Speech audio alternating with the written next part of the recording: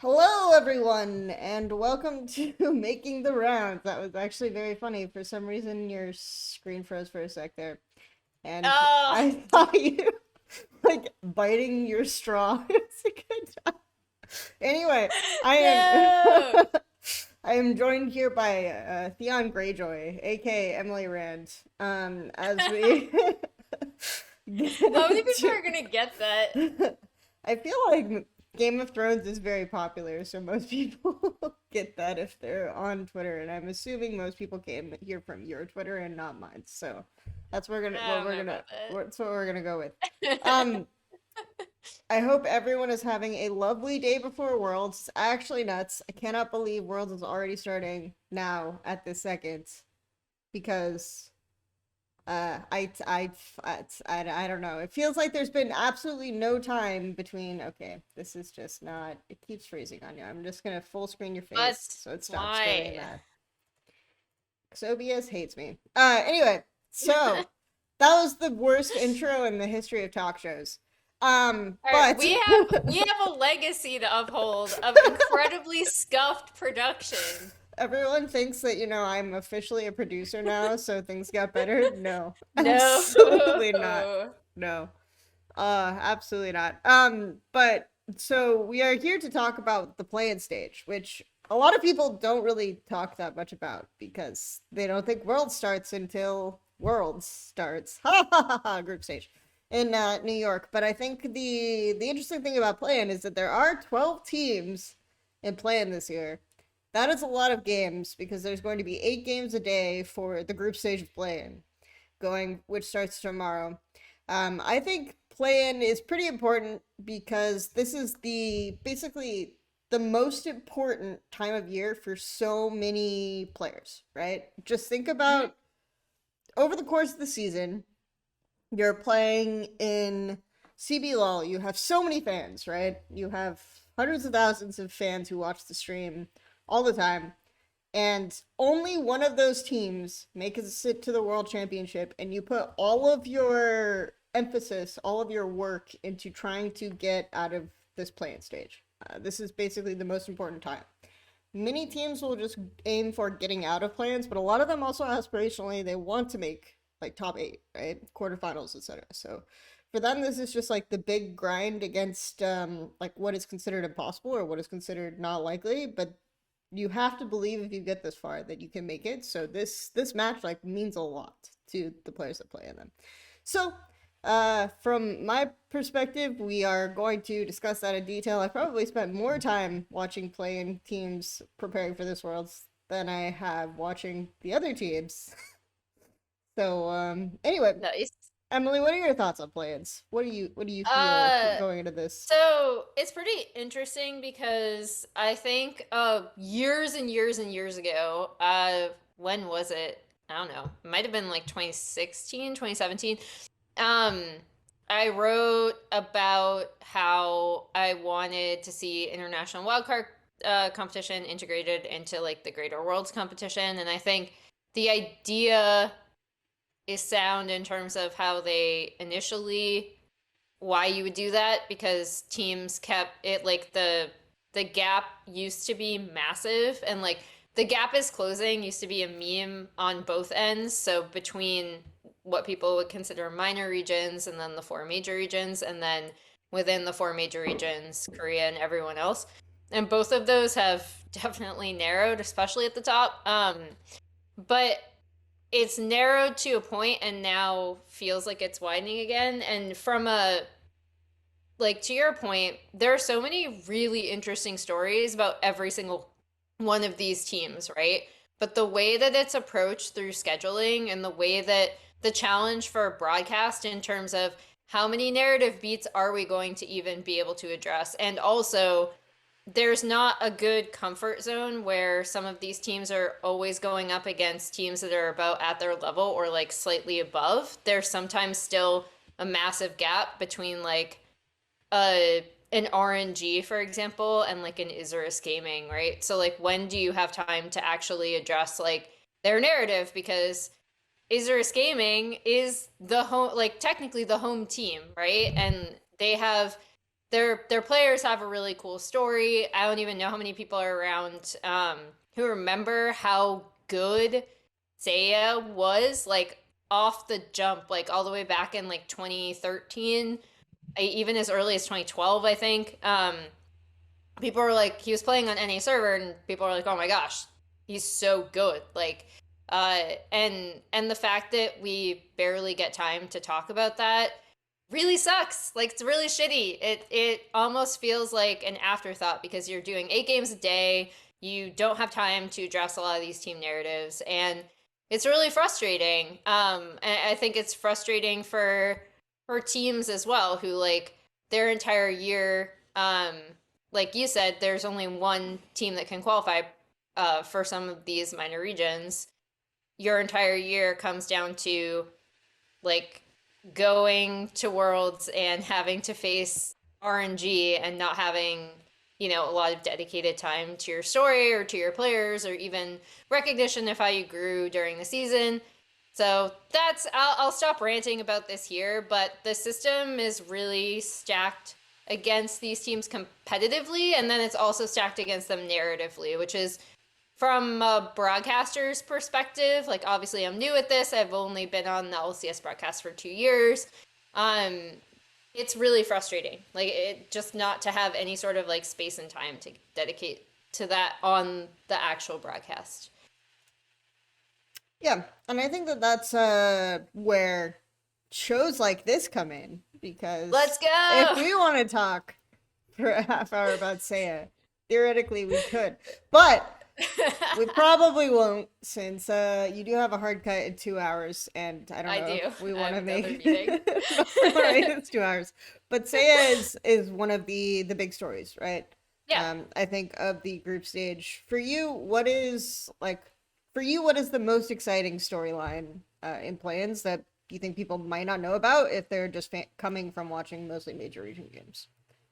Um, I'm gonna say there's two. One is Isurus, like I already said, just because I love a home team story. I think speaking as someone who's been playing on the NA ladder since 2012, it was always very confusing to me as to why like North America didn't include Mexico as part of NA in terms of like players, because I know for a fact that Seiya, for example, would have been picked up by a team. At least he would have at least been tried out for some sort of challenger team back then. Um, and Curse, I at think. least yeah. Yeah. Um and so like that was always really frustrating to me. So watching this team be able to play, like, first of all, the fact that we're going to Mexico City, it kind of sucks that the broadcast isn't out of Mexico City. It's here in LA. But there'll be interviews on the ground. I think I love a home team story, and I'm not sure how much the broadcast will be able to cover it. So, the other big thing on this team is that Growl, their jungler, he's actually from Mexico City, and so his family's from Mexico City. So that's really cool. And I don't know. I love a hometown story.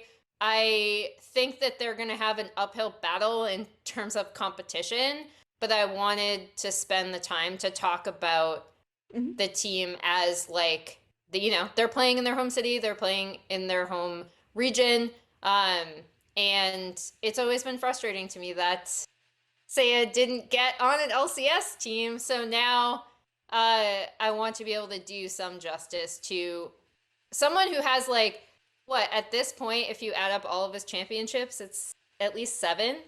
Like not Yeah, just it's LLA titles, but so yeah, if you look at like the LLN cups, the LLA cups, and the I want to say it was like the way back, it was like the Latin America Cup or something like that. yeah. There like it went through multiple stages, but if you count like all of the major championships, it's 14. If you count the ones that were basically Riot sponsored like events, it's I think 11, so it's Okay. pretty crazy. Uh, and then of course like the major ones for qualifying to Worlds because he wasn't at the last one. He wasn't at MSI, right? So Isurus didn't win for MSI. The other like really interesting thing is just Grell has been in so many finals. I think he's been in like 7 finals. I think might be where you're getting the number, and he's just not been able to win until now. So that's a really exciting one too. And I think both of these players have been like periodically in like academy scouting tryouts, things like Hmm. this. Like both Grell and Saya. So I think that that's pretty exciting. Obviously, their AD carry is a bit newer. And then they have ADD and Jelly, who I think is one of the underrated sports at the event. So I think Isurus is for sure one of the more exciting teams. Like on Saya, it's very interesting because I always try to talk to like people on the team a little bit if they'll talk to me before events, and it's funny. It's just like interesting listening to the coach talk about like how driven and how focused he is, and how much he like basically wants to just make top 8 at Worlds once before he retires. Which obviously Sudus never gotten out of playing, never made. Like LATAM teams have never made the main group stage, so it's a bit of a tall ask. But I think it's just interesting to hear like kind of how that level of I mean, people describe him as almost having like this mythical aura, like within the context of like Latin American esports, which is very interesting because like you always see at the end of the games, fans just like crowd him, like they love him so much, right? So I think that would be very exciting to see their competition, like regardless of the result. So Yeah, I hope they can at least pull off like a few upsets just to force the main like English language stream to talk about them, you mhm. know? That'd be really cool. Yeah, and it's also like interesting hearing how supportive like their families are, right? Considering like Latin American esports doesn't have the kind of like funding that maybe a CB LOL has, right? Or that kind of support, and then just hearing still like that their families are super supportive, like will show up and come to their games, things like that is like really really cool. I think for sure. Yeah. So we talked about Isurus, the hometown heroes, if you will. I think Isurus versus Mad is interesting because obviously Mad Lions have always tried to like brand Yeah. themselves and advertise towards Spanish speaking fans. They have El Yoya, who's like their Spanish jungler. Mac always speaks Spanish on Twitter, so I think before the show started, I saw him like tweet like in Spanish, "We're going to Mexico tomorrow" or something like that. I can't quite remember, but so I'm not saying that this was done on purpose, but it was done on purpose. Um, for the first match to It's be all rigged. to be Surus versus Mad. But I mean that is definitely scheduling there. So, but yeah. So other than Mad, because you said that there were two, or excuse me, Isudus. Like other than Isudus, you said there were like two storylines that you were really excited about. Yeah, this isn't just a story. This isn't a storyline Mm-hmm. really, but I like this Loud team. Mm-hmm. I know that they have an uphill battle, but for people that don't know, I've been following CBLOL since 2014, like end of 2014. The original Initially, CB Law English yeah, caster. yeah. Initially, for one curse cast that lasted less than a half hour, and is now lost to time. I wish I could find it just to show how bad I am at casting, and maybe do now a practice cast to see how much I've improved. Um, but yeah, the I really love watching CBLOL. I started following them prior to the Kaboom like single game win over Alliance. I wrote about the team going into that world championship for a now dead website called GG Chronicle. Good times. Joins the landscape littered of dead esports websites. And I think that this Loud team is a really cool mixture of new players and then two incredibly storied solo laners, one of whom, Tinones, their mid laner, was actually on that Kaboom team Mhm. that kind of put CBLOL on the map internationally, because previously, as I kind of set the stage before, there was such a wide gap in understanding of how to play the game between a lot of even like top minor region teams and the major region teams. And so when that happened, no one expected a team like quote unquote as bad as Kaboom to beat the top seeded European team, obviously, even in a single game. It ended up having a huge impact on who got out of that group.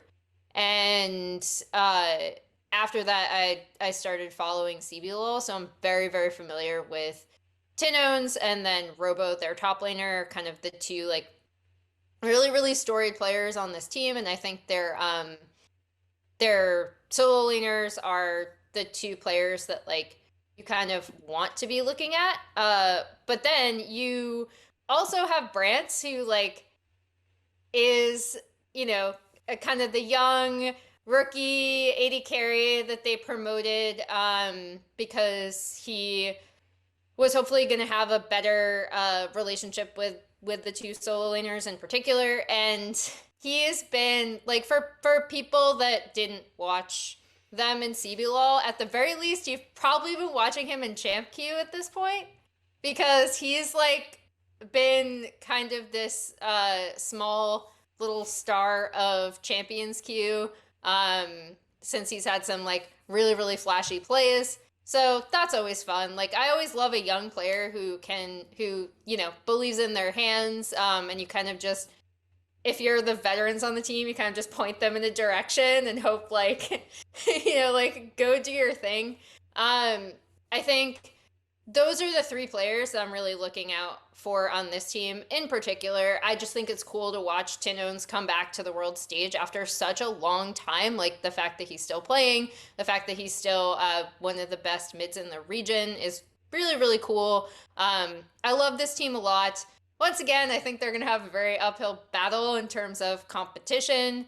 I think in particular, Croc has some issues with not being necessarily very efficient in the beginning of the game to maybe try to get his lanes ahead. But I think I don't know. I love a good like, we have veteran players, we have a really like hotshot rookie. Let's see what we can do. This loud team is very, very fun.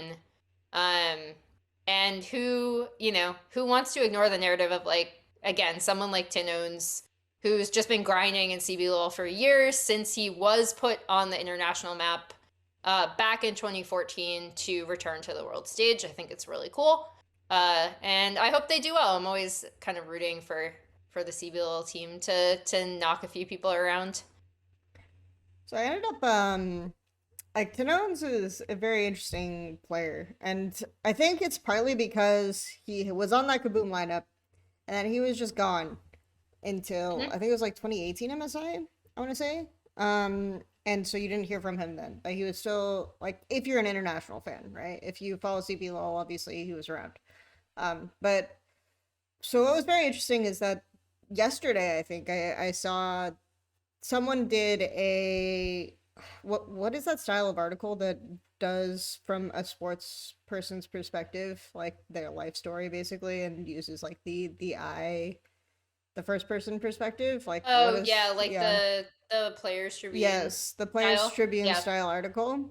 Obviously, I do not speak or read Portuguese, but there is something called Google Translate. So, not everything is completely accurate or completely well done. Thank you for the subscription, Kangas. Appreciate it. Oh, okay. He needs to know if EG's making out of plans. We'll get there, Kangas, What? but we We're not don't there yet. we're talking about CB law. It's very important. You may probably missed the intro. But so I actually Tinone there was one on Tinones, and I ended up retweeting it. But I read the Google Translate version, and there was like a lot of really fun tidbits. Like apparently during that Kaboom period, his bot lane was like fighting. So it wasn't even the best form of kaboom, in his opinion, that could have been there. And he said he felt like he spent so much of his career like not knowing how to practice efficiently, not knowing how to do anything until he ended up on a team with Takeshi as his top Hmm. laner. And I think like Takeshi was supposed to retire or something. I wasn't like too clear on the wording because again I'm using Google Translate, so apologies if I get something completely wrong. Um, and he said that like, oh no, like Takeshi's better than me and he's going to be my top laner. And he said like basically Takeshi spent a lot of time like bullying him, like helping him with his mentality and things like that. And he said that that's like what really helped him like get back to the top of the region. So I thought that that was like really interesting. His story is super cool. Apparently there was like a big thing also where his girlfriend who's he's been with he said since like 2018, 2016, like for a while, she's also a Loud streamer, so she was on Loud before he was.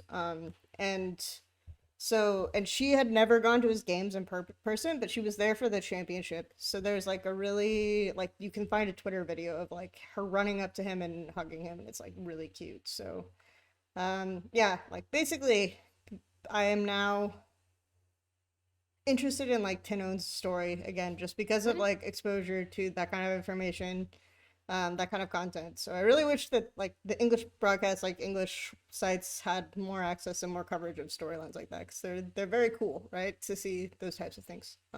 Yeah.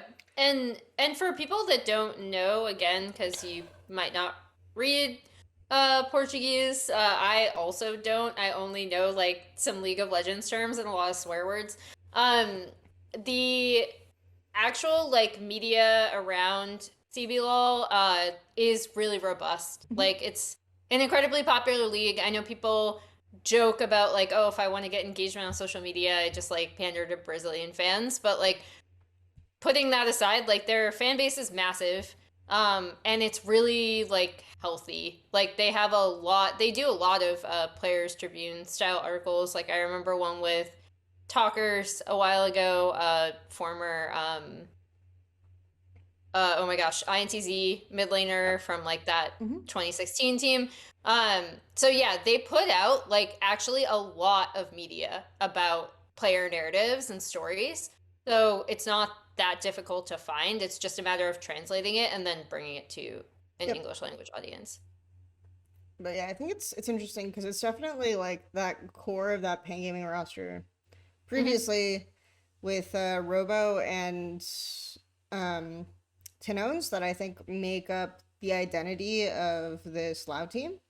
For the most part, like they're the veterans. They're the ones with the most say in terms of what they're doing and how they're setting things up.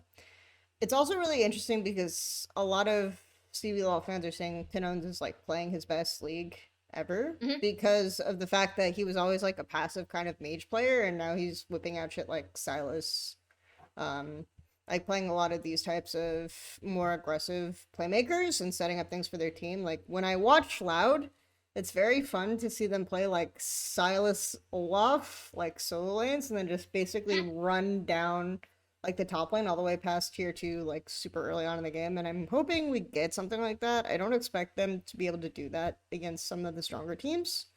Um, because I don't think like laning is their domestic strength, so I think that that's going to be a bigger problem when it gets Hmm. to the global stage. It's hard to say exactly without a pro view, unfortunately, but that's kind of like my prediction. But it would be really cool to see them like pop off on a game with like Olaf top split pushing because they play like a split push style almost, but they don't pick split push. Yeah. So so yeah, they're really fun to watch. I hope we get to see some cool games out of them. Yeah. Me too. Um, but yeah, it'll be interesting. In terms of like storylines that I'm really excited about, obviously like VCS coming in again. This is their first Worlds in forever. The Saigon Buffalo story is really interesting just because of the fact that they basically like pound for pound are super like they're more internationally experienced than GAM at this point. Hmm. And they're like no one on that roster is over the age of 20. And like shout out to Carix who was in the chat earlier. I'm probably mispronouncing his name. Carix, the VCS caster, who published along with like several other VCS English folks like really good dossier. If you want to DM him for it, he'll drop it. Yeah. Um, but Thank you. the It's really good. but I think it's just like super interesting that that's the case. And they're always like willing to pick out a bunch of things. Like for me, the exciting thing about that lineup is always going to be Taki. Like I think Taki is, I mean, if support weren't such a big stacked role generally, I would say like Taki, you could even make an argument for being like a top five support at the event. Potentially, I'm not going to say that without having gone through the process, but you could potentially make an argument if someone said to me that they think Taki is a top five support at the event. I might not agree with them, but I would say, okay, like you're not crazy. So, um, he's very good, right? I think like Mhm. aspirationally, just the mechanical ability he has, like the playmaking and the identification of situations is very strong. So, Taki to me is like super exciting. And I don't know. He's probably my favorite player to watch in almost like all of playing. So yeah. I think the other cool thing about Saigon Buffalo that hopefully people can track if they even if they didn't watch them in the VCS season, which they actually really struggled like a lot uh, immediately post MSI. Um, they tried out like so many different things across the course of the season, and since we saw them at MSI and since you could see and actually visually track their improvement as a team from the beginning of MSI to the end of their time there, I think it's really cool to now look at how the team has improved since then because I think they have like in particular I'm never gonna say that Froggy is like the best laner or anything. But the fact that he looks so much more well coordinated in terms of like timing his roams and his positioning a little bit more, um, that's something that we kind of saw like small glimpses of towards the end of MSI and like made a difference in some of their single game upsets. And I think that's something that's continued to improve. Especially like towards the end and during their qualifying run. So I think that's really cool and just something to watch out for if people again are only familiar with the roster and kind of want to know like how from MSI rather and kind of want to know like how good are they compared to what we saw at MSI. I do think they actually have improved as a team since then. So, I think those are like the storylines that probably are pretty easy to highlight. I think there are a lot of other ones like DFM has a really exciting storyline because they're always like the team that is almost there. And every Mm-hmm. year their scrim partners get like a little bit better according to their coach. So it's just like that's potentially the edge that they can pull out. But I do want to go through like cheat sheets for people who, excuse me, maybe don't watch every region. Not that we do because it's a lot of games, but we've Yeah. spent a lot of time like preparing, watching, etc. So I think if we want to like, who is a player that you would highlight on every team? Just like talk about how exciting they are. So going through the list of playing teams, we already sort of talked about Isudus and Loud, so we can just like TLDR Mm-hmm. those. Like, who's your main player to watch on Isudus, Loud, and SGB? So for Isidus, it's still Saya. Like Mm-hmm.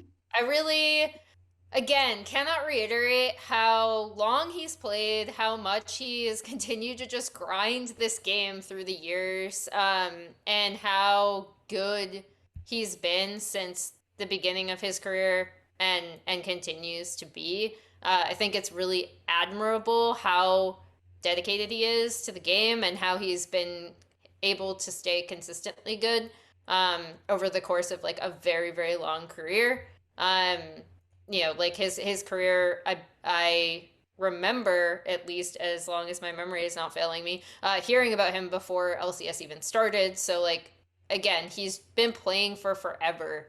Um, and this is obviously it's not like Grell where he is actually from Mexico City proper, but I think the fact that there's an event in his home country That's awesome. Like I'm really rooting for Seiya just because again, like I'm still so mad that he didn't end up in the LCS system, you know? So this is a one piece of fun fact that I can't that we won't say on broadcast 100%, but that I discovered in my ISG research by talking to their coach, which is that their jungler has a lucrative OnlyFans grill. So, if you're into that kind of Oh, thing, nice. yeah, we're probably not going to talk about it on broadcast. I don't think you so, can. so that's a making the rounds only Did piece of not know information. that. So if and apparently it's like a meme inside the team where they kind of like make fun of it, the fact that he has one. So and I did look it up to confirm he does have one. I did not subscribe, so I have no idea what he posts. But it is after all called OnlyFans for a reason. But he does have one that he seems to update relatively regularly. So fun times. Um, for those of you who are interested in learning more about our world's players. I know. Okay, let's talk about. I agree. I think Seiya for sure. I think if there's like a small shout out, it's Jelly because I think just like his flank angles are really really smart. But generally, this team plays through like mid jungle a lot. So and Seiya is Seiya. So easy call out there. For Loud, who'd you pick? So I think as much as I already talked about Tinones, obviously his story is really cool. Brant, who's kind of like this hotshot rookie, making some flashy plays in Champ Q thus far. I want to highlight Robo just because he came up around a time when there were other story top laners in CBLOL that he was contending with. Takeshi is actually one of them. There was also, I believe Mylon was still playing at that time. And just kind of, he came on at that time. He was the hotshot rookie. He's willing to play some pretty interesting and weird counter picks. I don't know if we'll necessarily not like super out there, but he has some interesting ones in his pocket. I don't know if they'll be allowed to play it or we'll try to flex those on stage, but I think it'd be cool if they did. And I've been watching his career for a really really long time, and kind of watching him improve through the years. So once again, it's cool to see him representing Brazil on an international stage on a team that's a pretty interesting mix of veterans and rookies. And yeah, I think he's once he gets an advantage in lane, like if he can get an advantage in lane, he will snowball it massively. And he is not afraid to play carry picks. And so, in a world where sometimes we see minor region teams come out and be like a little bit tentative, I really want Robo to come out and slam something like super interesting and super aggressive and have them play around maybe trying to create like a very lopsided top side advantage and like push that to tier 2 really quickly. I think that could be interesting and something we saw them do domestically a few times. And it's always just cool to see Robo return to another international event. I think he has now become that kind of like a staple Brazilian top laner, like, Takeshi before him. Yeah, I think it's I think Robo's a good shout. I think Tinones is a good shout. I know you're not a big Croc fan, but I think he's interesting for sure. Like I actually think a lot of his flank angles and team fighting and setup is really strong, even if his early game isn't as good. The Mhm. fact that he just like shadows sidelines really well, I think is a big part of how they actually can play for sides, even though they don't really draft for sides. It's very funny because they lost 2-3 to Pain in the upper bracket final. And if you watch the last game, like the enemy top laner just picks Jax and there's gets basically an ace around Rift Heralds. And then in the finals they ban Jax first, like every single game, and 3-0. But it's also interestingly enough, there was a podcast about this allegedly, and apparently they said the biggest change they made was that Brant's worked on his champion pool for the grand final. He basically like spammed a ton of new champs. So there seems to be a lot of emphasis on that team on like draft and champion pool flexibility. Coaches in the region said that they're really hard to prepare for because they'll just like pull shit out that they didn't expect them to be able to play. So I don't know. I think that's definitely something that they have going for them and will make them like exciting or unexpected in the course of playing. So, but yeah, I agree with like Robotenones being main callouts. Main reason to be kind of excited about this team. So let's SGB. I already said Taki. Who would you call out as who to watch? Ooh, um, probably. So again, Shogun, because like Taki and Shogun, I see as a pretty strong duo. I would have said Taki because I think he's probably the best player on that team. But everyone loves again an 80 carry, and I'm really interested to see how the 80 carry meta ends up like sorting out.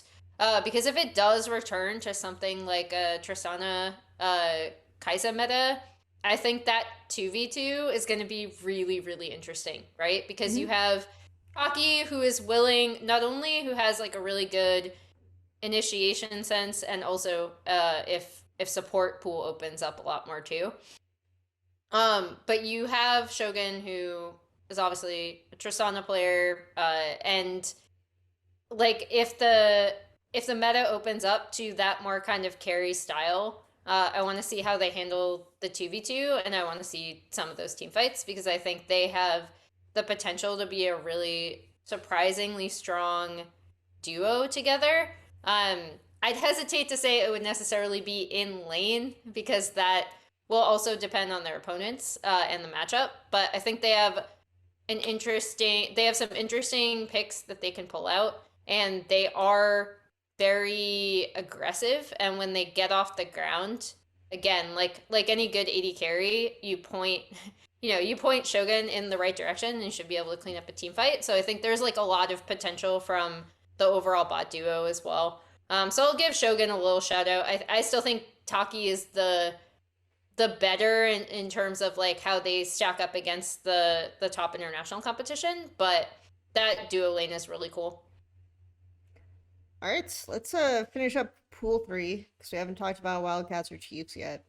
Um, so who is your player that you would be excited about on Istanbul Wildcats? So I think I had a tough time with this because obviously everyone is gonna talk about Holy Phoenix as like Mm-hmm. the TCL player, right? Yep. I don't think there's like necessarily a one-to-one comparison between him and Seiya, but he does have a very similar story where he's like, you know, maybe been looked at by some ULCS teams back in the day, maybe kind of considered is one of the winningest players in TCL history, right? Or the winningest player in TCL history. Um, but all that being said, um, I think the interesting kind of narrative for me, just because I always kind of pay attention to junglers a little bit, is Ferret. Ferret really struggled, in my opinion, in some of the games I saw of him in season, um, to the point where he was benched, I believe, um, and isn't known for like his strong mechanics, but is someone who improved through, or not improved, but kind of showed up through their qualifying run. And that was a key part of it. So I think in order for Istanbul Wildcats to contend, I think he's going to have some strong performances. So I'm curious to see like how he shows up at this event. Yeah, I think most people play say Holy Phoenix because not only is he like the main pivot point that they play around and his champion pool commanding like a ridiculous amount of like Lucian bans, etc. Um he's also allegedly like the main leader of the team and who basically just creates the identity, creates the win conditions, etc. So it's like really hard to not say Holy Phoenix, but at the same time, I actually think one of the like kind of to your point, one of the unsung heroes I think is Starscreen. Like I'm actually kind of surprised when you talk to Wildcats fans like how little he gets talked about relative to everyone else. Like people like to meme Ferret, people like to like talk about Holy Phoenix, and Ferret's story is obviously like really exciting because he got benched into like returning to the roster, etc. And then I think Saren almost won a regular season MVP or was like very high in the rankings um, during TF meta. But Starscreen, I think his flexibility is like really enabling in terms of, and then I'm always like that stupid, dumb top lane person who loves like wave management and I always feel like he's consistently able to survive just because like a lot of top laners in TCL have not really understood freezing that well. So he basically allows the entire team to get away with shit. So I do think Starscreen is like interesting, and then I've seen him play like outplay certain skirmishes well, especially on champs like Silas that I think people wouldn't expect to see him play. So yeah, I think Starscreen for me is like a small shout out. In general, I don't have Wildcats high at all, and I think a lot of the problem is that the region is like really struggling infrastructurally. Pretty much anyone will be really, really open and honest and frank about it. Is that like TCL is kind of struggling. Not maybe not as much to the extent that OPL did, but in that trajectory where they had like a certain amount of injected funding, and Yeah. then now it's going by the wayside. So from that, like I think like one thing that you can do if you care about TCL is like support players who are and retweet players that you like who are you're interested in who are doing like English LFT tweets because almost all of the LFT tweets that we are seeing coming out of TCL are like in English because they are trying to play internationally. Most of the players, so I think that that's something to bring up when we're talking about TCL. When we're talking about the Wildcats, but for me, like their team's performance at Worlds is like harder for me to get excited about because I don't expect them to do that well. But I think their players are interesting. They're kind of like they get into the to each other's memes. Like Farfetch and Holy Phoenix have been together and they've been like friends and on the same team for a long time. Um, Obviously not continuously, but they've been on previous teams together. Farfetch is kind of known in US solo queue for basically just perma sitting mid. There's the Nautilus memes, and every time he plays Nautilus, he like Yep. posts a GIF of Nautilus on Twitter, which is really funny and engages with fans that way. So they're still really fun, but I just don't expect like a ton from them. But yeah. Anyway, yeah. So I think that that's be exciting. That is Wildcats. Let's finish up and Mhm. talk about Chiefs then, because I alluded to the OPL situation, which has been fun banter uh, on Twitter. You know, LCO. um, so I'm obviously not going to choose a player as or a coach Oh, as my player to watch. I'm actually not, but I just want to shout out Bobip because he's been, in my opinion, like an unsung hero for the region. Maybe sung within the region, but at the very least has not received a lot of acclaim internationally. And I just think he's super smart. And was kind of this like very solid force around which you could build teams when he was a jungler. I always appreciated talking to him and interviewing him at events because he had a lot of really interesting things to say about the game and how he felt his team and his region stacked up against international competition and kind of the things that were against them.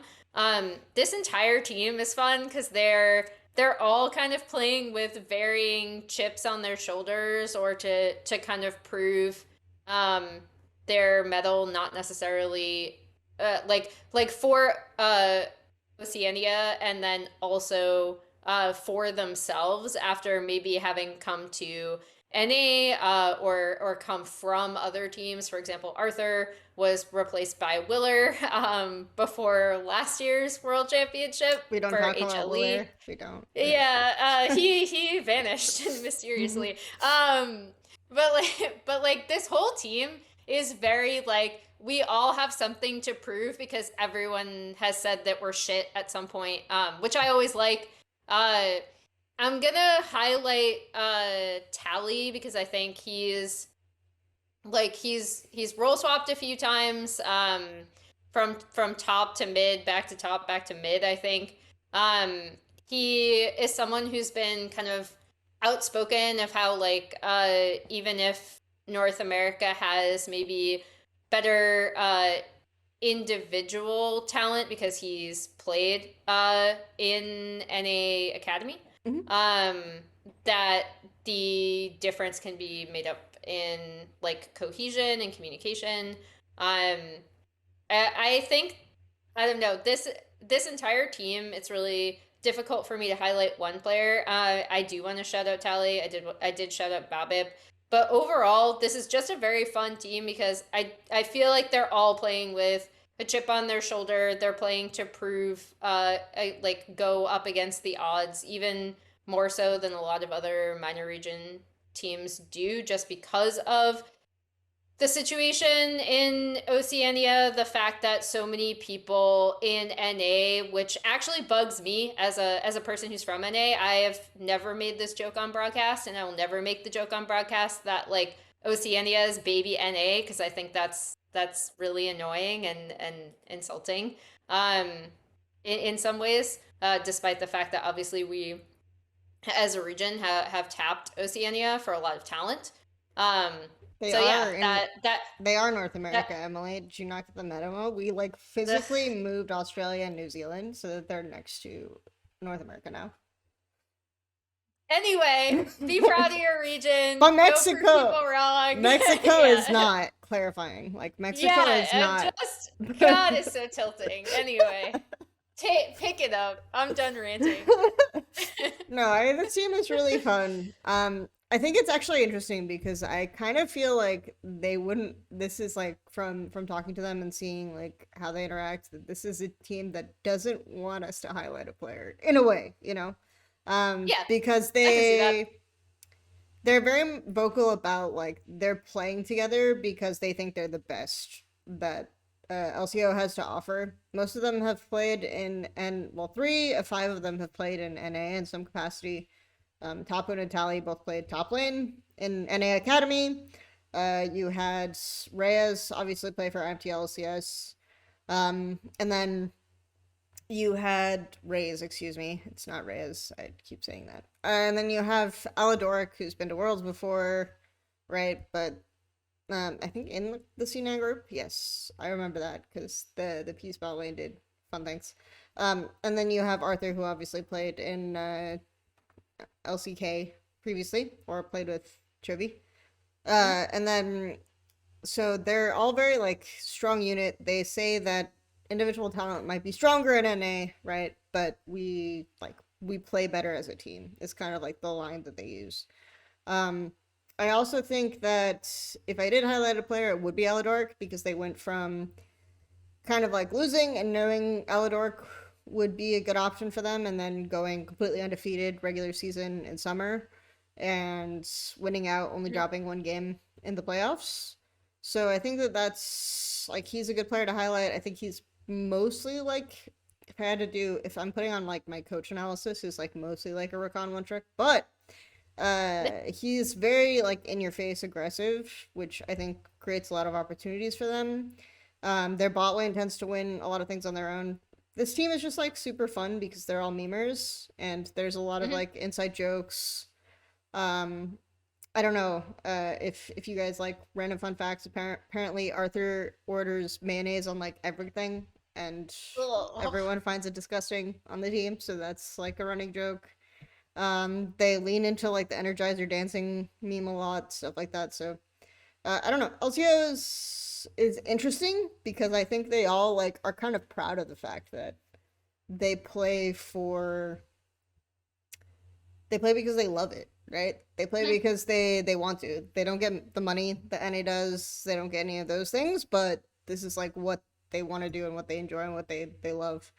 Also, I think a big thing that can't go undersold is this is basically the legacy lineup. It's like 4 of 5 Yeah. members that managed to make it to the second round of play in 2020. And it's because I say 4 of 5 because Bob Ip is the coach, Pop up, yeah. as you've already called out.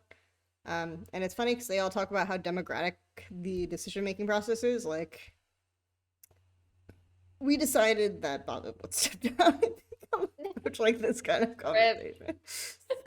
Like, as a team, we decided, like, and he agreed, like these kinds of conversations. So I think it's interesting. Um, I'm down for yeah, I'm down for Mayo and like Tolly punching webcams and things like that. So should be a good time. I'm not down for Mayo, but apparently Arthur is, so. It's funny because they told me it was like his HPS order, and I'm just like, what the fuck is HPS? So I had to Google that, and it's like halal snack pack, which is apparently very common in Australia. So like today I learned like basically I think halal snack pack is like a kebab for like our EU viewers since it's the morning um in LA, but it's like a kebab, but they call it halal snack pack, and it's just like very common in Australia. And he orders mayo on that, and they say that's very disgusting. So, yeah, yeah, it's a good time. Yes. So, yeah, that's Chiefs. How I we'll talk about how we expect them to actually do later, but they basically like steamroll early games. I think Aladoric is huge for how they play. Um, and how they get leads. And again, with like a lot of these teams, because that rely on getting like super early snowball leads, I expect them to have more trouble in play-in, generally Yeah. speaking. So yeah. Sorry, we have ranted about Chiefs now and Wildcats. Let's just continue on. What about Detonation FM? Not Focus Me. Excuse me. We are not allowed to say that EFM. anymore. Yeah. So I should highlight Harp because obviously former KT. I actually remember when Harp was playing all the way back in on a KEG team Mhm. in I forget which Kespa Cup, but I remember seeing him come up, and I was like, oh my gosh, like this kid is talented. I really want to see where he goes. But I'm not gonna highlight Harp. I just wanted to do the KT shout out because I'm a KT fan. I'm gonna highlight Evie. I think Mm. Mhm. there's a discussion in LJL among a lot of people who follow the region about who is kind of the most storied or like best native Japanese player that LJL has ever had. And it always comes down to two players on this team, Yudapon or Ebi. And I'm going to highlight Ebi just because I think he is someone who has gone toe to toe with some LPL and LCK top laners. In both solo queue and on occasion on the international stage. I think he's really, really good, not just because of his pocket picks, but in his like prime, I think he's fallen off a little bit, but in his prime, he was just so smart about how he contested the wave, setting people off balance. I think he has a really strong understanding of matchups. Um, Obviously, I feel like the broadcast will always highlight the like thumbs up and like the fact that he has like a really good personality. Obviously helps, but the thing I want to stress because a lot of times the broadcast is going to focus on that because it's easy. The thing I want to stress is like how good he actually is individually as a player. Like I think he could, um, again, like if he had this would never happen because obviously LCK and LPL teams are going to pick from those regions for their teams. But Mhm. I think Evie could have easily been slotted in on some of those teams, been better than Yep. some of the top laners, and I just have so much respect for him. The fact that he's still grinding out the game, I think he's really really good. I think all DFM teams kind of historically have relied on his ability to pull out his own pocket picks in certain matchups. And when the team has struggled, I think it's because they haven't maybe had that flexibility, or he's been having a down year or something like that. So I think he's kind of one of the major heartbeats of this team, and a really important pivot point for them, um, to kind of again be able to rely on him to pull out some weird lane encounters, and so they can either focus on that or go elsewhere on the map. So yeah, I can't say enough praise for Evie. I just think he's actually so good. Yeah, I mean, I think it's easy to talk about Ebby because it's like if there's I basically don't doubt that if he came to LCS he'd be a top 5 top laner within the by the end of the year. Like it's just he's that good. I think we've highlighted like players with like that really stand out to us those should have gotten or should get a major region opportunity or like Saya, Taki, and Ebby. I think like Ebby is probably the best of the three. I think Taki maybe has like the highest ceiling, but Ebby has just been so good for so long that it's really hard to not make him the main player that you want to call out.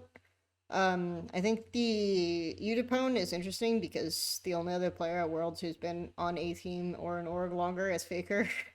Hmm. So that's always a fun one to throw around, and he's literally never missed an LJL final since LJL has existed.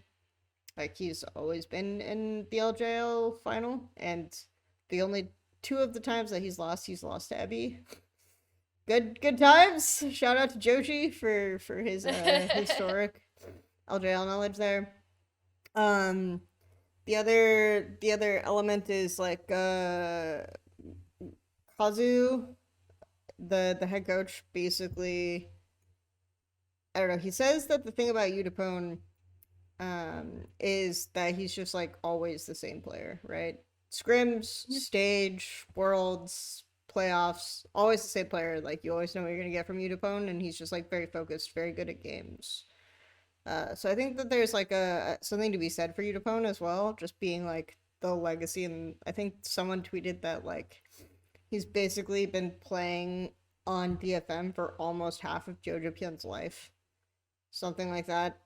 I think I saw a tweet like that. Amazing. That's pretty crazy to think about. So he's been like this good for that long. Like there are very few players like that, and I think we're Yeah. lucky enough to have players like Udapone and Saya at this Worlds, even if we don't see them go super far in the tournament. Like I don't know, I just feel super blessed and excited that we have so many players with legacies like that at this event, and I hope that like other English language fans can appreciate that too. So good times. Yeah, same. I mean, I Mm-hmm. think that's in a way, it's like more of a testament. Like, obviously, you're gonna look at major regions, in particular LPL, just because they have, I think, the healthiest franchise league monetarily Mm-hmm. by a significant margin. But like, I think there's no better testament to like League of Legends staying power than players like Yvonne or Seiya, that like again are still grinding out this game. And That's kind of nuts, you know. and it's I'm not gonna say that like obviously Ace Shooters like has funding, like these players are able to be professional players who focus on the game. But they're not it's not like an LCS or an LPL or Yeah. in terms of like the monetary backing, like people do this because it's just like what they love and what they want to achieve, right? And I don't know. I think to me that's like extremely respectable, right? Like I Yeah. don't know. So yeah. DFM, fun times. For DFM fun facts, apparently when their laners get solo killed, they like to say jungle gap in scrims. So, you know, if more fun facts, good times. Continuing on. uh so we talked about Buffalo. We are now getting into the upper echelons of the pool 2 and pool 1. So let's instead of ripping the band-aid off and getting right into it, let's talk about Beyond Gaming. So Yeah. Beyond Gaming, so skipping right ahead to Beyond Gaming, I think it's just that's another team that a lot of fans may not be aware of or may not know a lot about. Um, Obviously the the elephant in the room is Mauen and his desire to be catfished. At last year's World Championship. What a way to put it. Oh, So good. I have to throw that out there because I hyped Husha so much, Hmm. like so ridiculously. I went like super hard. I think I rated him in my top five junglers going to Worlds, and BYG just completely fucking collapsed. So I'm going to hype him again. It's gonna happen. Yeah. He's good. He's if we're calling out players who should be like and get like consideration for playing in major regions, that would be my guy, Mr. Husha. So, uh, yes, I think that's like that's my call out there. Who do you got for Beyond Gaming? I also think it has to be Yusha. I think this team, so one of the most frustrating things about watching this team, I'm going to start on down note, but I promise it'll get better, I swear, is that they would slam some early game compositions, in particular some Kaisa comps that they did not have, in my opinion, the strong laners for necessarily. Um, and that is where Husha comes in because when we talk about early game junglers and like their pathing and what they're sacrificing versus what they're gaining, right? You have to consider where objectives are in the map, what state the actual lanes are in for their matchups, whether you're invading and counter jungling, and what you're giving up if you are not going to farm your camps, right? So, like, if you're gonna set yourself back in terms of camp spawn timers or just farm overall, what are you gaining on the map? And I think Husha has a really, really good understanding of when to help out his laners if slash when they are struggling. Um, and I think there were obviously better laning teams in PCS than Beyond Gaming, but the fact that Husha had a really good understanding of when to help his lanes in relation to what he was doing was like a massive it's actually such a huge part of why this team is here. Um and there are junglers on major region teams that don't understand it at all. So like if there's one thing I'd like implore people to watch if you're at all interested in like early jungle pathing and stuff, obviously it's going to be difficult because again, like I said, I don't even think that this team had necessarily the strong laners that they needed to be able to pull off some of the compositions they ran in playoffs. And now on top of that, they're going to presumably in a lot of their games be going up against better laners. Um, I do implore people to watch Husha and what he does and how he reacts to his opponent and the wave state on his team because I think he is very smart. Yes, I remember when I did my VOD review last year. It's like, okay, this is I think a Sylas something matchup. Jungle has to gank at level 3, and then like Husha was just there. It's like, yes, he knows what he's doing. He understands lane matchups better than the laners themselves. Uh, That is a continuing theme of this yes. BYG team, I would say, but you know. Yeah, I think another shout out to like Lee Kai, who I think grinded a lot because I actually Mm. quite liked Leon last year, and I think Lee Kai grinded a lot and earned a spot on the team. So this is like one of the teams that's not from major regions that I would say doesn't just oh they're gonna play the bot again, fun Mhm. times. Which I think the challenge for me in preparing for plans was like finding nuances on the teams that wasn't just like they played a bot in team fight because that's extremely lazy analysis. So I think that It's also that's like literally every team because yes, that was the meta. exactly. Yeah, that was the meta, and so it's like if you manage to be good at that, you're probably gonna do better than other teams. But it was the meta, and I think that the nuance is just like the fact that Husha is like constantly the ones fixing their lane states. They are able to play to top more often. Like Lee Kai is flexible in his champ pool. So good shout out. I actually thought BYG had good 131 understanding last year. I think that's kind of gone away a bit, but also shout out to Mawan, who is now known as 1116 on BYG Academy because the ownership decided to give him a second chance What? despite Oh everything. god, that's so cursed. Okay. And BYG Academy was the only team that went 6-0 in the Asian Star Challengers Invitational, and then they probably got BTFO'd by, you know, it's fine. We don't talk about it. They probably got BTFO'd by Edward Gaming Youth, but that's okay. Uh, Fun times. So now that we have gotten past all the teams that no one else cares about, unfortunately, um, Which was the bulk of the episode, hopefully. We're gonna hooray! make you care about these We're gonna teams or care. else. Yeah, shout out by the way. Um, shout out by oh, you're asking about Mon Kingus? I pay more attention to my subscribers in chat, because you know that's how this works.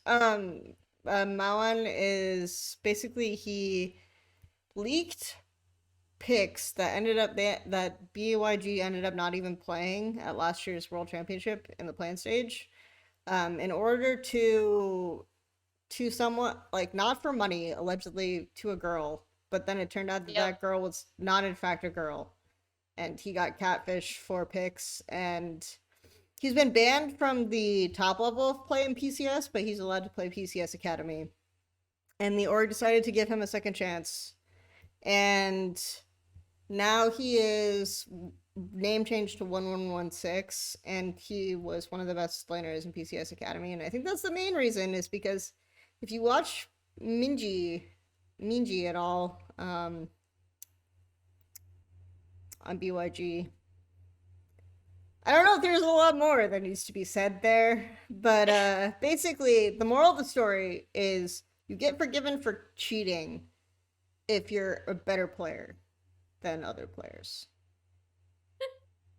Anyway, Life lessons with making their rounds. good times. uh, yes. So Now that we've gotten that out of the way, we can talk about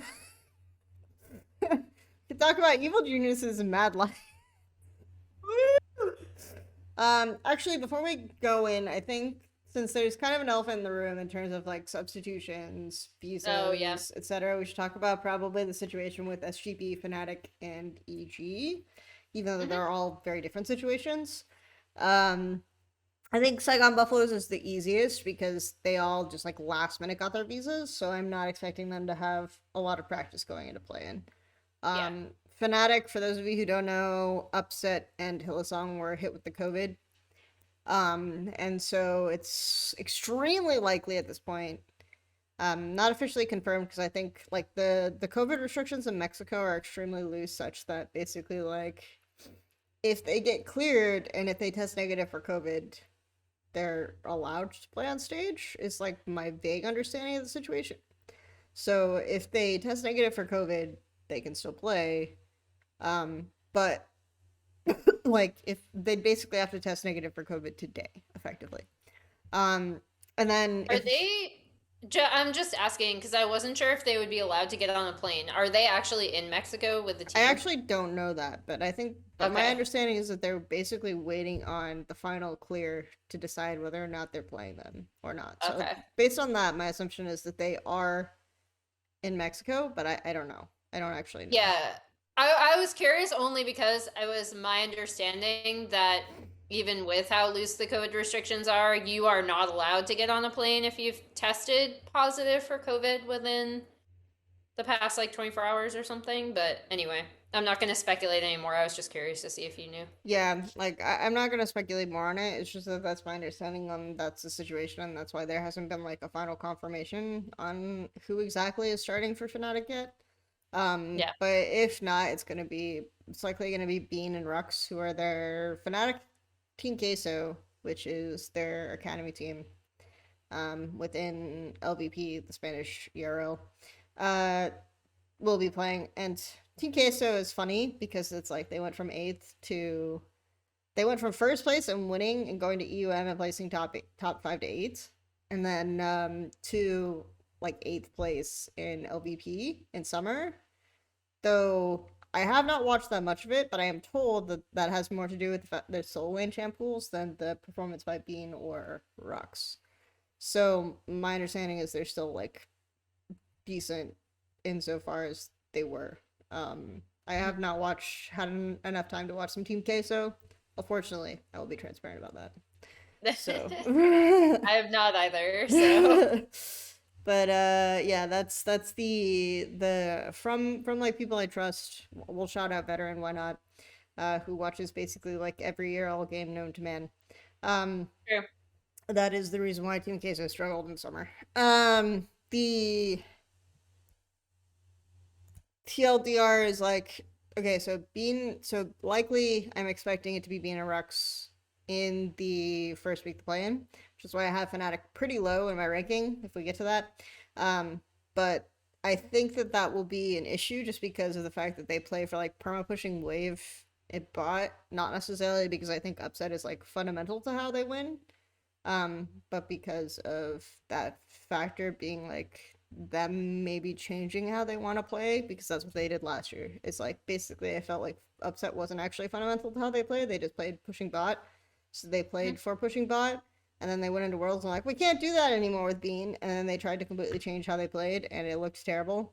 So I'm assuming that they just like had bad feedback in scrims where they tried to do it and it didn't work or something like that, but I'm expecting something similar, and they'll have to completely rework how they play the game, and will struggle. So, yeah, that's my estimation on Fnatic situation. How about you? What do you think about the Fnatic situation?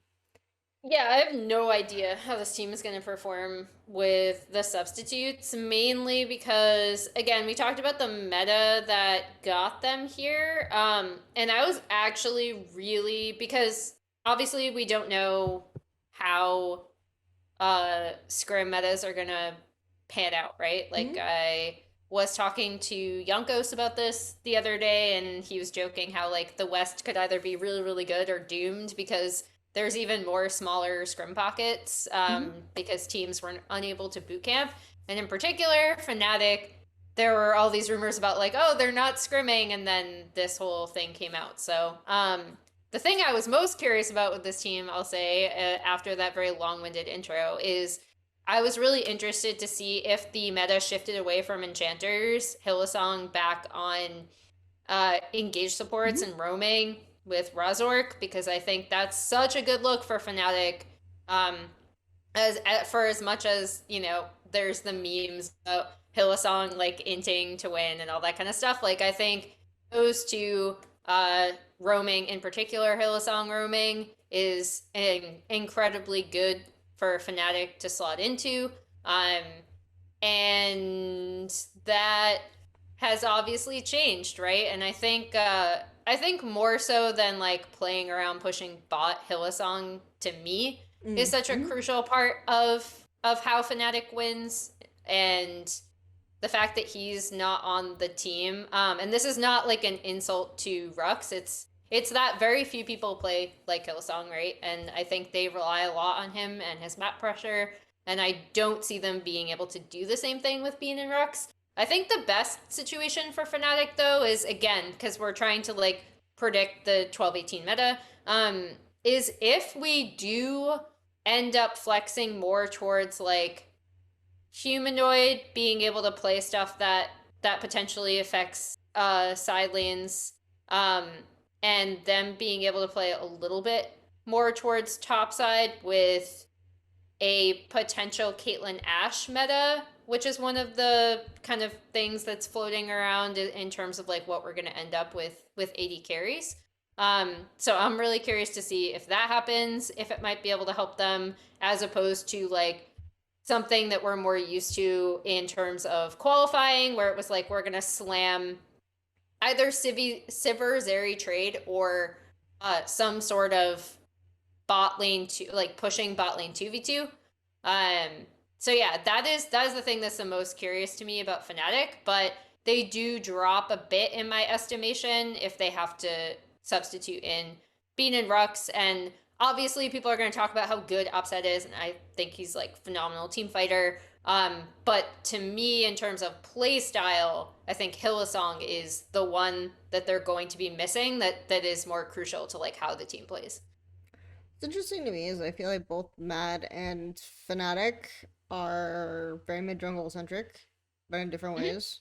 So I can see a universe where the bot lane doesn't impact them that much, but I do Hmm. also think that uh I also just I also just feel like Fnatic were so lost for so much of this season anyway.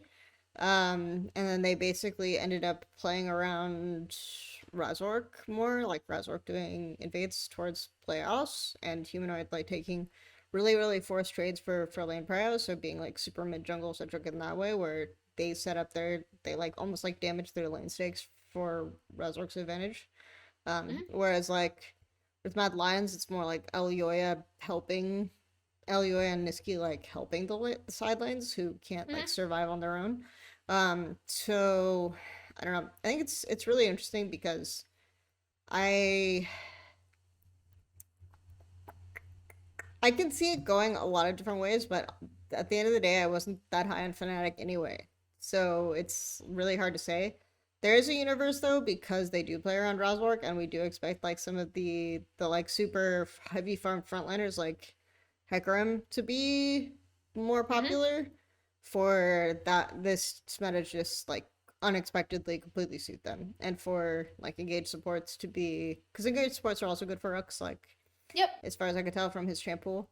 Um, so I'm expecting that to be more in vogue, and for a lot of the teams that like had to struggle to qualify, like EDG, RNG, Fnatic, to get like a buff from nerfed enchanters being able to play Yeah. more engaged sports. So yeah,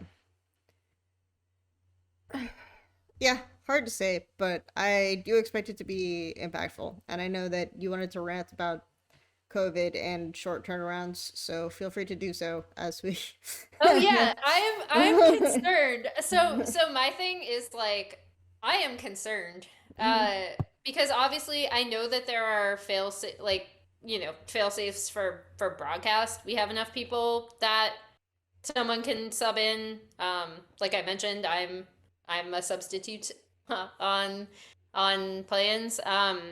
But like I'm concerned to see what Riot's plan is for players getting COVID, and it's gonna happen, right? Because like, um, you're traveling and you're tired and dealing with jet lag and days are long and you're being around other people, and for as much as we're gonna try to like isolate, obviously this is the first like open world since 2019, and I think it is unavoidable that players are gonna get COVID, and once a player does get COVID, it's a very virulent, wow, I can't speak today.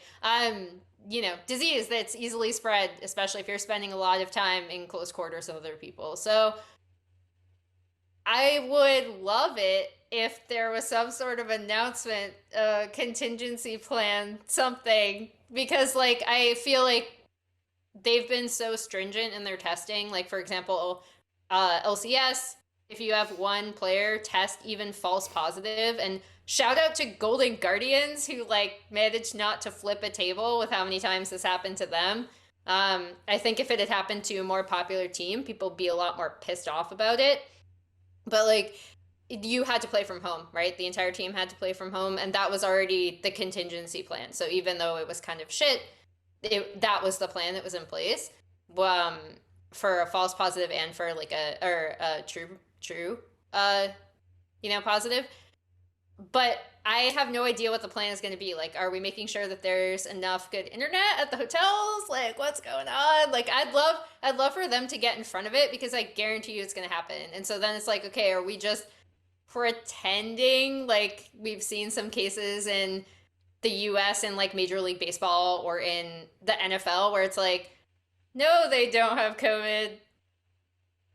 you know, Okay.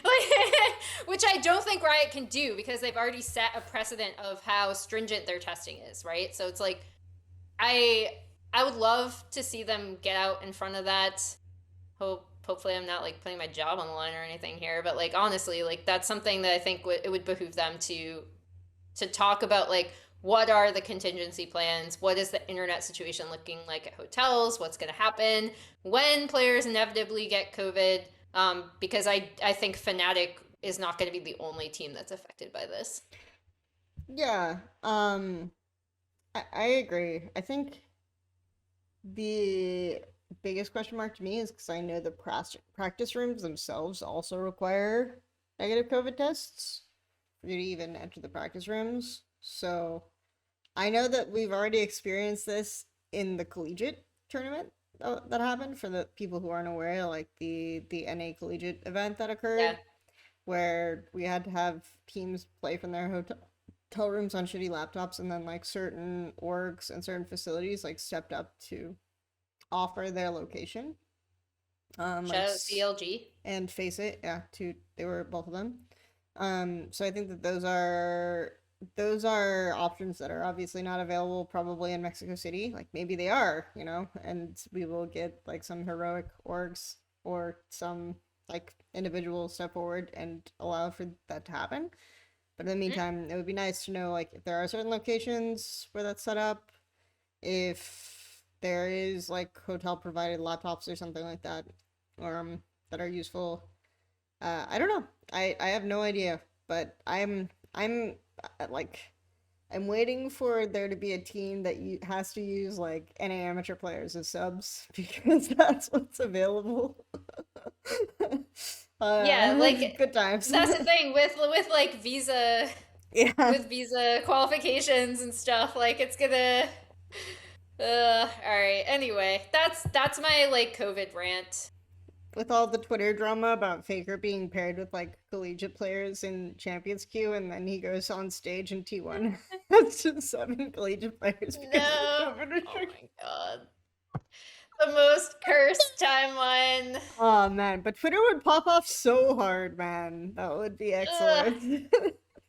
Oh my god. Twitter's already been popping off about Champs Queue. Champs I Queue is mean, the best the because you thing can is, like, hear comms. it's hilarious though because it's like people keep complaining about like Faker getting matched with amateur players, but it's like this guy has literally publicly talked about how he gets target inted when he plays Yeah. Korean solo queue at home. So I don't really feel like he's going to be that upset and that tilted by amateur players like not playing as like players like not playing as well as like challenger players. Like I Yeah. feel like that's not gonna be the thing. He probably just like played two games and was like, that's enough for tonight. Um and we'll be back today is my expectation. But yeah. Well, they also just got here. I Yes. know because Chronicler was on the same plane as they were, and he Hmm. just got here yesterday. Yeah. So yeah, I don't I honestly do not think like some collegiate players are gonna be enough to make Faker stop playing Champs Q. Like just throwing that out there. Um as much as certain personalities might want that to be the case. Uh, Oh my Also, god. this is small soapbox. People saying amateur players who should not be allowed to play. Like last night was the first night where we had like five or more lobbies at a time. It's just there's just not enough players to ban amateur players from playing Champs Q, and those like arguments are ridiculous. Anyway, but yeah, that's enough of what I have to say on that topic for now. Um, I was like, there's a whole other part to that yes, topic, but we're not going to get into we're it not because this we're is not going to talk about plans it. preview. Uh, there's a lot of other things about that we're not going to talk about. Um, so that kind of gets us to the point where I mean, and then of course like EG and the cowrie situation. Mhm. I probably know a lot more about that than most people. Um, But what I will say is like Cowrie plays super hard for bot lane, like so they'll really focus on laning. He's nowhere near as good at team fighting as Danny was. So I expect this to be a situation where they can storm through play-ins by playing like super hard bot lane combos, but like I don't expect that to be playing to be where they're impacted. And I think if they're in a group with Fnatic playing with like Bean and Rux that and a Fnatic that's already struggling, then EG will come out of playing them first. So that is of their playing group in first. So that's like my estimation there. In terms of the overall impact that the Fnatic roster problems will have, and the EG roster problems will have, because obviously EG have also had considerably more time to prepare to play with Kaori Yeah. than Fnatic have had with their bot lane, and they've been scrimming. That's another positive Either thing. cursed or positive, depending on But if you follow Vulcan or if you follow Inspire. yeah, that's the other thing about it that's really interesting is just like the fact that the meta changed enough for scrims to be a mat factor, but the fact that scrims like I feel like scrims like really fuck up teams at the start of the tournament always. Like there's always this sense that like I fully expect by the end of the tournament for Tristana to be super high prio. The champion's like Gala time. that champion's just like ridiculously busted, but no one's playing her right now in champs queue. Because I assume if you play her in scrims, you just get run over by like Ash Varus. And Mhm. so everyone's like, oh no, this champ sucks. But then you get on stage and Ash Varus are gonna be way less useful, like they are every fucking year. And then someone's just gonna be like, we'll just wing it and try to play Tristana into it. And then Tristana will take over a game, and then Tristana will be permabanned for the rest of the fucking tournament. Anyway, Let's go, Shogun and Gala. I'm looking at you two, I can't believe I've been doing Tristana. this shit for 10 years. Anyway, let's go. Wait, oh, I do have a narrative point on EG, kind of, Okay, go for it. which is Kelsey. Do you remember the great LPL coach 2 a.m. Rift Yes. Rivals meeting by lamplight where Yes. they're like, "What if we work together?" Oh my gosh. Revolutionary concept. One thing that is coming out of this scrim meta that I think is super interesting is that because typically teams boot camp, and when you're boot camping, you're trying to go up against teams that you think are significantly better than you, right? So it's your chance to scrim against LPL teams, it's your chance to scrim against LCK teams, it's your chance to scrim against like good European teams, like you know what I mean? Like it's that is what you're going to boot camp for specifically is like better solo queue situation, and then typically the scrim LPL and LCK teams. And that's true for teams coming from North America and teams coming from Europe. But this year, that didn't happen. So I was talking to some NA coaches and staff members who remain nameless, and I think the most interesting thing is that obviously the three teams kind of had to band together and scrim each other. And I'm really curious to see how that ends up with them kind of like working together instead of scrimming like obviously they still scrimmed each other but Yep. in previous worlds, but like instead of the focus being on like what can we learn from scrimming this better LPL team or this better LCK team, having a more cohesive and like symbiotic relationship between the three teams and what they do come up with as their meta read is really interesting to me narratively, you know, like obviously competitively as well for what we end up seeing on the Rift, but also how that works out. And if it works out, then how that will influence how people might approach boot camps in the future. So just a note, I don't know if that's going to end up being a major factor, but it's just something that people might want to keep in mind. Yeah.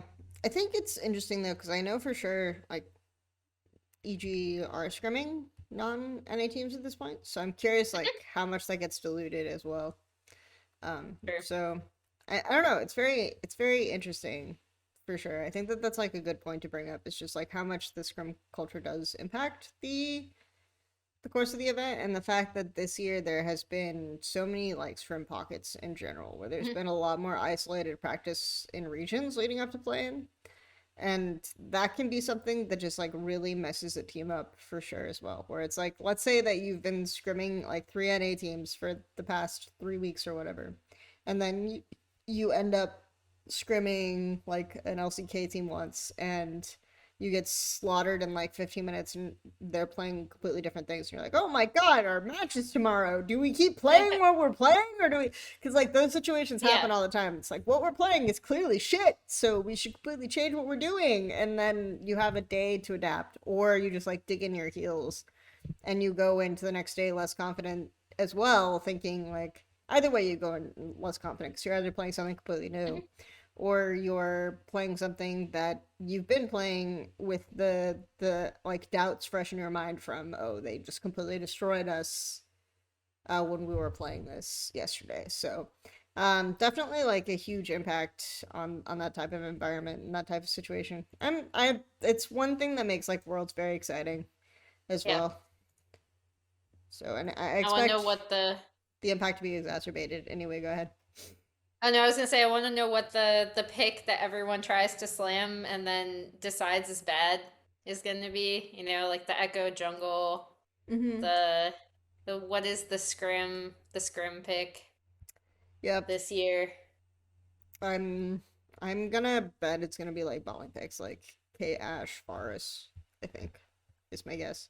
I think AP Varus will be playable, but I'm expecting those to fall to the wayside in favor of the like Trist that also got buffs and shit like that when people realize they can't necessarily and consistently execute on late advantages. So Yeah.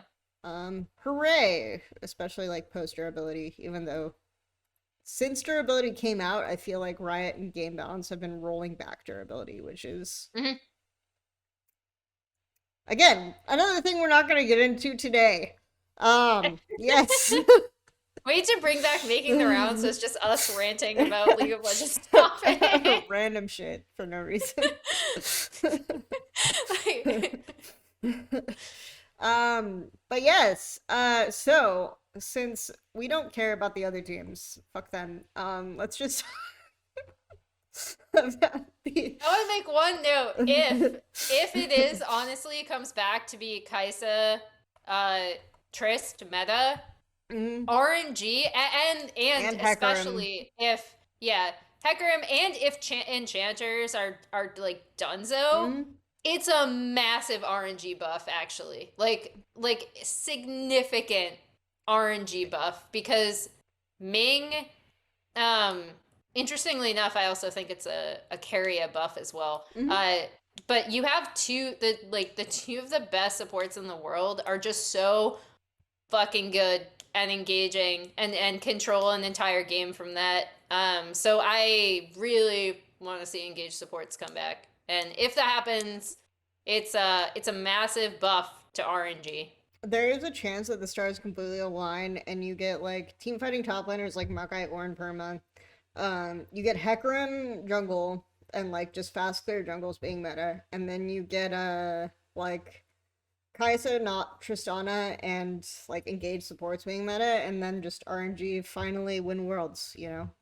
That's honestly like if I'm really honest, my favorite play in storyline is the fact that RNG are in play-in. But since we don't care about RNG on this show. We only care about teams that no one else cares about. Yeah, I'm kidding. Um, but yeah, I think that that's probably like unironically my favorite storyline, just because they've won MSI 3 times now. They've won Spring so many times, and they are meta never seems to suit them come worlds, or they seem to have a bad read on the meta come worlds, Yeah. right? um so Speaking of getting there's boomed by scrims, remember yeah, when RNG and Flash Wolves boomed each other? yes, that was my favorite storyline. In fairness though, like I'm not going to talk about 2018, 2017 RNG again. I can't, my brain will explode. Yes. I think like, but there are actually a lot of teams that just limped into Worlds who are like in plan, who are seed 3 from like LCK, LPL, Mhm. even LEC to an extent, that limped in because the support jungle meta don't really suit them. But if enchanters are eliminated and there's like more of this snowballing style, then they're in a good spot. Like I think Damwon is another one. where I Yep. think the jungle meta really suits Canyon, and I will put him on my top 5 list, and everyone will meme me because he played badly this year. But I watch, and it's like his bot lane is full of bots, and he's taking disadvantage trades to get a lead in jungle or to get some kind of lead when his bot and top lane are bots, and people are saying he's bad, and it makes me sad because I don't think he's bad, and I think that the meta will suit him and he'll do really well at this Worlds. Both So Canyon and yeah, Showmaker are still yeah. so fucking good, so. So I think that that's yeah. I mean that like stuff like that is there. I think T1 you already mentioned. I actually think that if Hmm. the AD meta doesn't swing Gala's way, it actually will swing Guma Yusi's way. Hmm. With like the Ash stuff. Ash So, Kate. Yeah. Caitlyn back for T1 would be massive. yeah. So I think that those are like all those are lower seeded teams relative to like the top, and I think that they're in good position. Like EDG, RNG are also both like lower seeded because of the meta. We talked about RNG, but EDG is in the same boat. Like that team literally cannot function if Mako's not engaging because they don't have an actual jungler. So, yeah, good times, enjoyable. Uh, so yeah, I think that that's where I am with the metagame conversation is that there's like a chance that the third and fourth seeded teams from or like the lower seeded teams I don't know, I don't believe in DRX at all. But the lower seeded teams from Yeah. LCK and LPL end up being like higher stock Yeah. than expected just because of support meta changing. So yeah. Yeah. That's something that's echoed by the. I was talking to Chronicler about this yesterday, actually, Mm-hmm. and Damwon is definitely on his radar. Is like Yeah. this is a team that could take it all if the meta just shifts like slightly in their direction because they're still so good. So I still think their bot lane is tragic, and you know what? I'm just gonna say that I wish Bible was coming to Worlds, you know.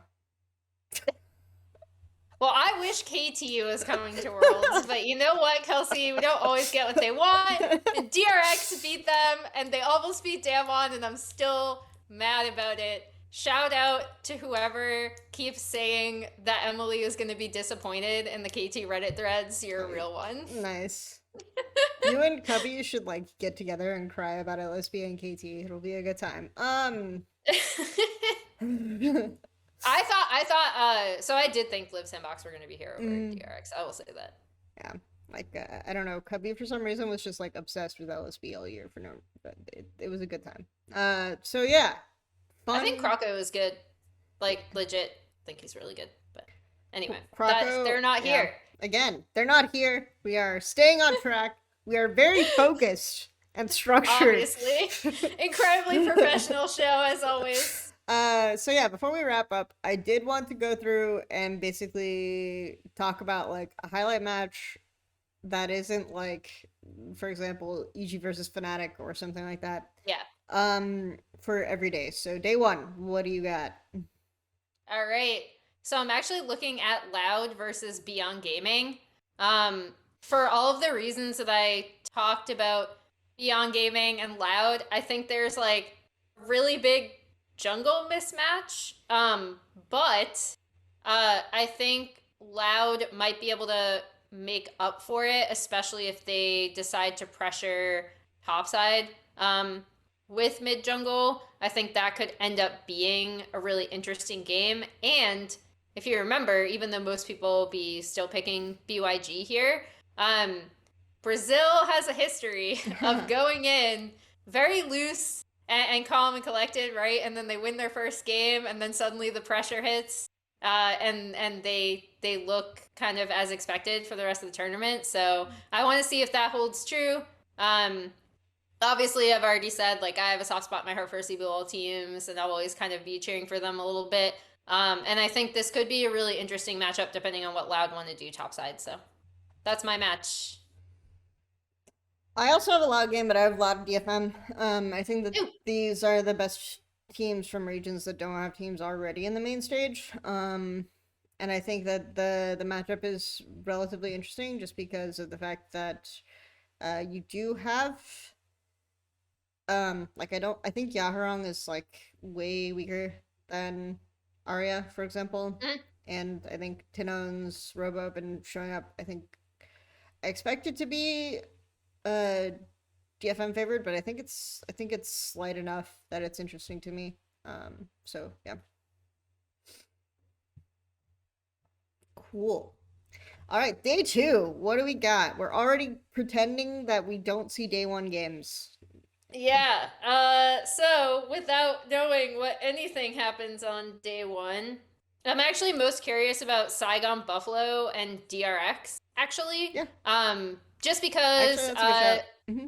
yeah, like I said, DRX, I think we've talked about the meta that got a lot of teams here. Deft is still an incredible player, by the way, guys. Another historic player who is still returning to the world stage after so many people said that he was washed, that he was terrible.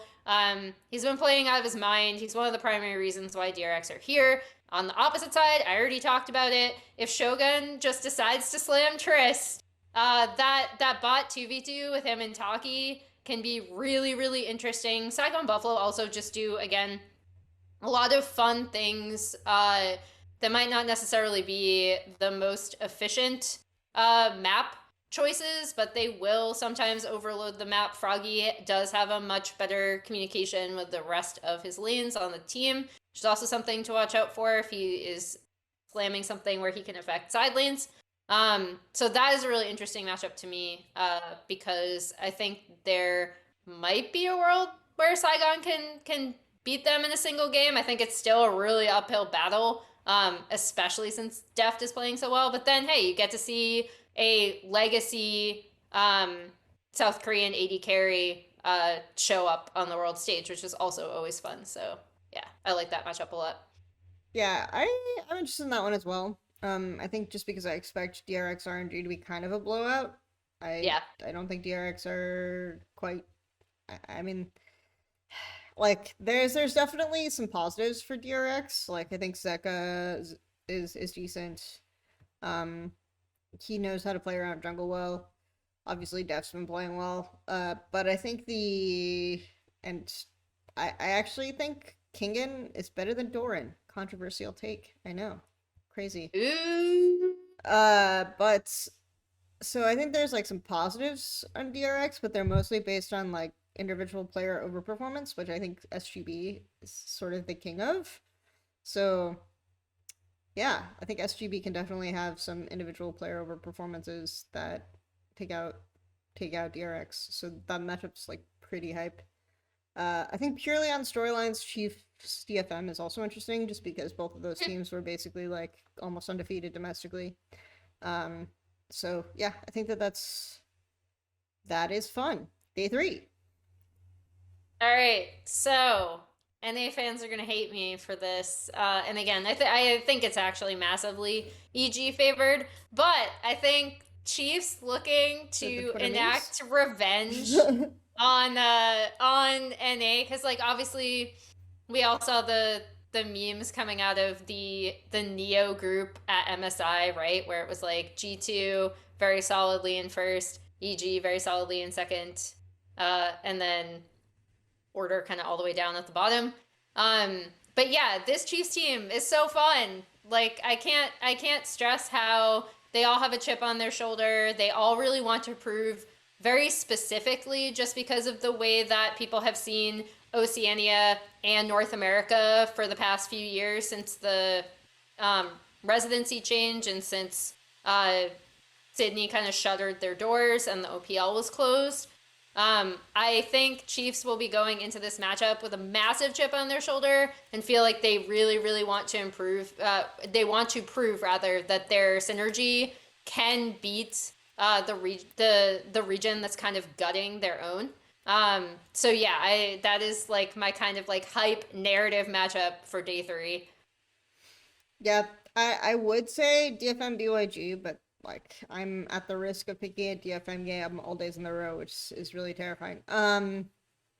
So I might just say SGB Mad instead, just because I think that you are in a situation where like I would say that right now, BJ was like a very, very big highlight of SGB in spring, but at the moment, I Mhm. think he's not as like far forward. So I think SGB's top and bot lane are the most interesting aspects of them, and I do think Froggy improved, and BJ is like still pretty good, but I think Mad are really, really, really focused on mid jungle pivot point. So I think it's a really interesting stylistic matchup in terms of opposite strengths and weaknesses at the moment.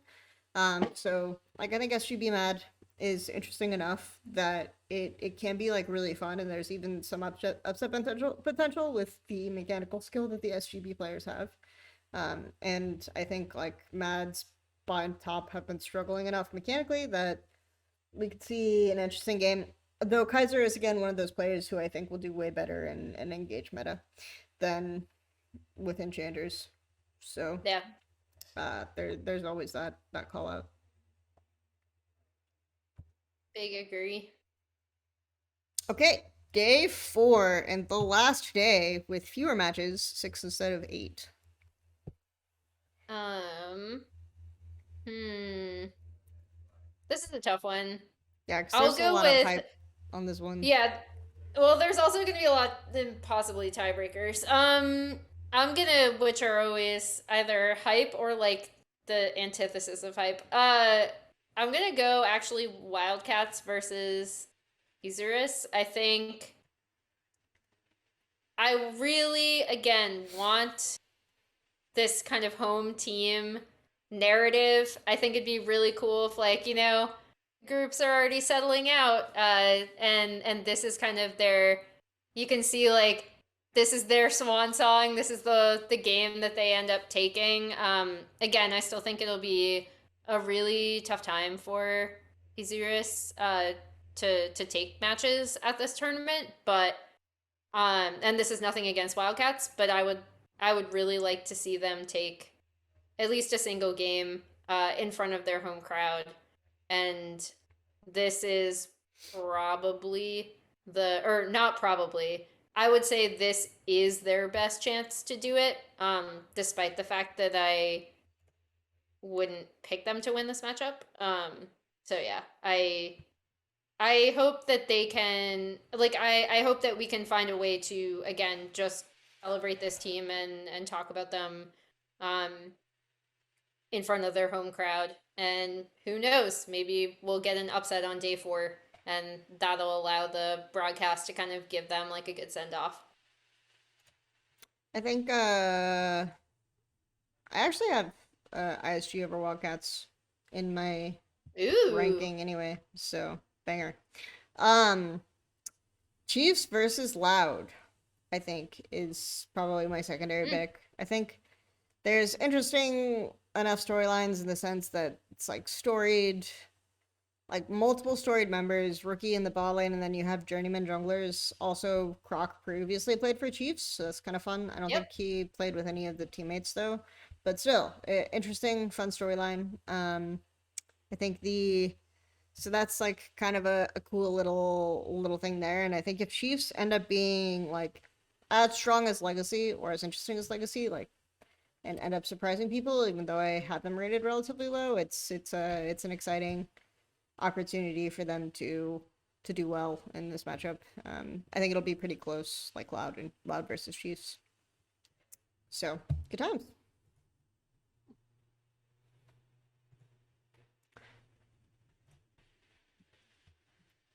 That is more or less what I have. For this, if you have a ranking, we can go over that, but I think you have to go anyway. So I do have to go. that'll be a meeting. That'll probably take so a little bit. That's how I get out of the ranking this time. That's how you get out of hopefully we can do this going into groups. Wait, you're gonna be in New York, right? I am not gonna be in New York. I'm just What the fuck? The production is staying in LA for the most part. Okay. Because I was gonna say we need to have a classic true scuffed, like Scuffed Hotel Room making the kneeling rounds. on pillows. Yeah. Yes. We could potentially recreate the Scuffed Hotel Room making the rounds in LA. Fun times. This is true. Where we both live in the same city and never see each other. Yeah, exactly. Great, It's a great good time. shit. We love it. But yeah, before we go, any last words on plans other than care about plans? Yeah, I mean that is my thing. Like I know that people find it difficult to care about plans and or they only want to care about plans in as much as they're following one of their major region teams like Mad, Fnatic, or EG into like specifically for the English language broadcast feed into this tournament. And again, it's very difficult for the broadcast to bring minor region narratives to the table, mainly because you have such a limited time with teams and they might be outmatched. So again, like please, I know that everyone's like, why is this not just like there's the contingent of why this just not an LPL LCK tournament, and then the next contingent, which is like, why is this not just an LPL LCK LEC tournament, and then the next contingent, which is like, why is this just not 4 major regions? But that has never been what Worlds is, and as much as I wish that we had an international wildcard competition so we could at least see these teams like grow in a little bit of their own space before some of them come to the main stage. That's not how the tournament has been organized. So seek out actual media. There should be some. Hopefully they change the policy of video recorded interviews because that's a whole other can of worms that I won't begin to rant about here because I don't have time. But yeah, there's a lot of exciting storylines and narratives beyond the teams that you've watched all year. And if you care about the sport, maybe like me, you care about it a little too much to the detriment of other things in your life.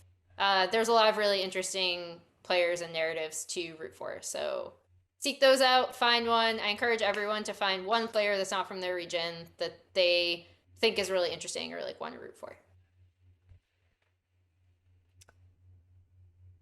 Thank you so much, Emily. Feel free to go to your meeting. I don't know if I'm gonna be doing a list stream or not, but Ooh, fun. Yeah, we'll I'm see. gonna I'll duck out. decide that in the next I have done very limited amount of prep. So Yeah. let me spend these next 10 minutes preparing. All right. I will. Thanks for having me. This was really Yep. fun. Hopefully we Yep. can do another one before group starts. Sounds good. All right. Talk to you later.